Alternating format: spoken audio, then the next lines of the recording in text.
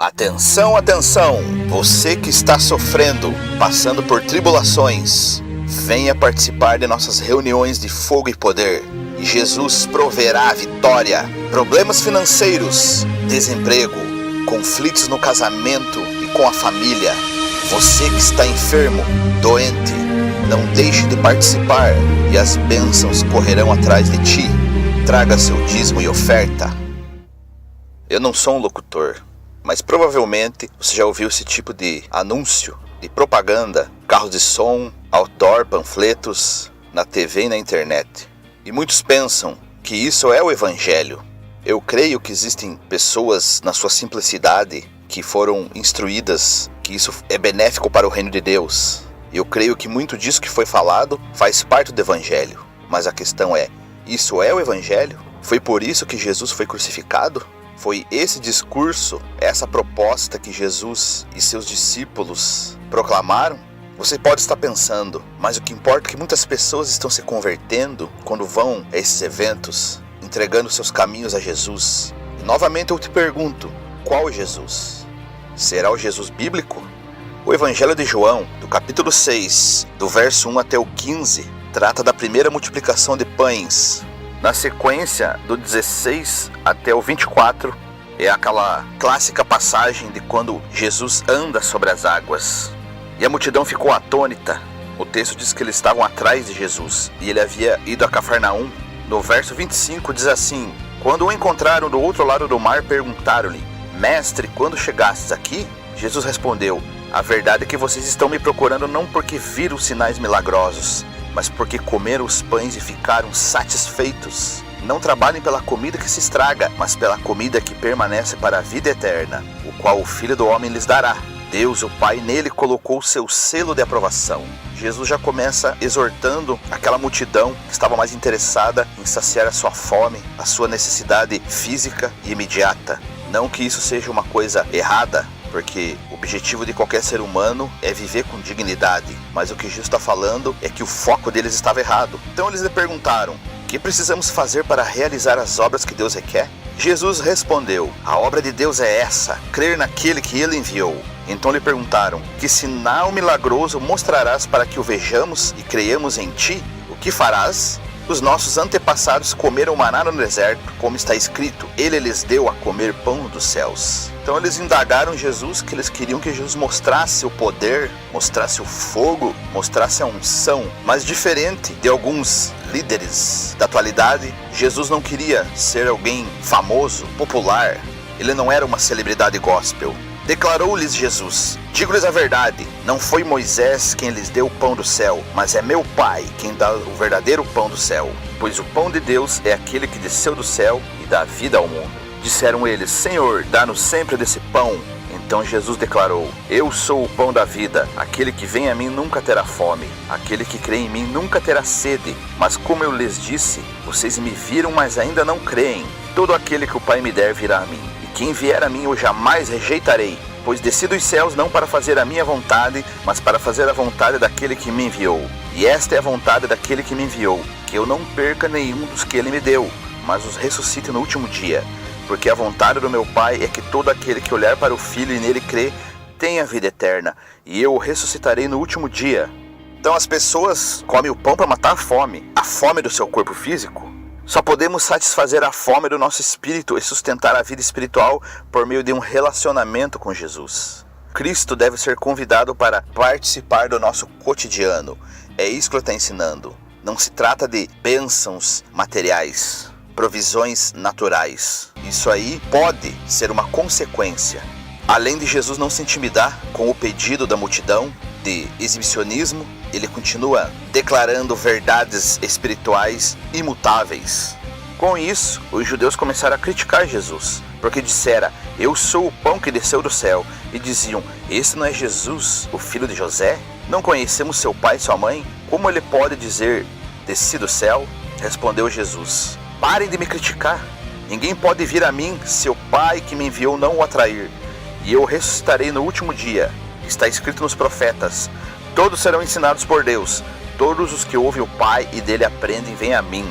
Que nós possamos ouvir o Pai e aprender dele, para irmos a esse Jesus, ao Jesus bíblico, ao Jesus da palavra de Deus. Não é esse falso Cristo que mais parece um Papai Noel gospel, um gênio da lâmpada celestial, um mordomo. Ninguém viu o Pai a não ser aquele que vem de Deus. Somente Ele viu o Pai. Asseguro-lhes que aquele que crê tem a vida eterna. Eu sou o pão da vida. Os seus antepassados comeram maná no deserto, mas morreram. Todavia aqui está o pão que desce do céu, para que não morra quem dele comer. Eu sou o pão vivo que desceu do céu. Se alguém comer desse pão, viverá para sempre. Este pão é a minha carne, que eu darei pela vida do mundo. Quem comer desse pão, viverá para sempre. Então, por mais que você viva 70, 80 anos nessa terra e não conquiste, não tenha tudo aquilo que você almeja, tudo aquilo que o Evangelho nunca te prometeu, o que é isso comparado com uma eternidade na presença de Jesus? Continuando, ele diz assim: este pão é a minha carne, que eu darei pela vida do mundo. Então os judeus começaram a discutir exaltadamente entre si: como pode este homem nos oferecer a sua carne para comermos? Jesus lhes disse: eu lhes digo a verdade, se vocês não comerem a carne do Filho do Homem e não beberem o seu sangue, não terão a vida em si mesmos. Todo aquele que come a minha carne e bebe o meu sangue tem a vida eterna. E eu o ressuscitarei no último dia, pois a minha carne é a verdadeira comida e o meu sangue é a verdadeira bebida. Todo aquele que come a minha carne e bebe o meu sangue permanece em mim e eu nele. Da mesma forma como o Pai que vive me enviou e eu vivo por causa do Pai, assim aquele que se alimenta de mim viverá por minha causa. Esse é o pão que desceu dos céus. Os antepassados de vocês comeram maná e morreram, mas aquele que se alimenta desse pão viverá para sempre. Ele disse isso quando ensinava na sinagoga de Cafarnaum. Óbvio que não se trata de canibalismo e muito menos vampirismo. Essa ideia de comer carne e beber sangue era uma ideia que parecia repugnante para os líderes religiosos. Mas Jesus não falou literalmente, ele se referia à sua vida, que deveria tornar-se a vida dos seus discípulos. Mas eles não entenderam. Versículo 60. Ao ouvirem isso, muitos dos seus discípulos disseram: dura é essa palavra, quem pode suportá-la? Meu casamento tá uma porcaria, vou começar a ir uma vez por mês na igreja. Dura é essa palavra. Estou tendo problemas com meus filhos rebeldes. De vez em quando eu vou visitar uma célula. Dura é essa palavra. Estou desempregado, entregando currículos.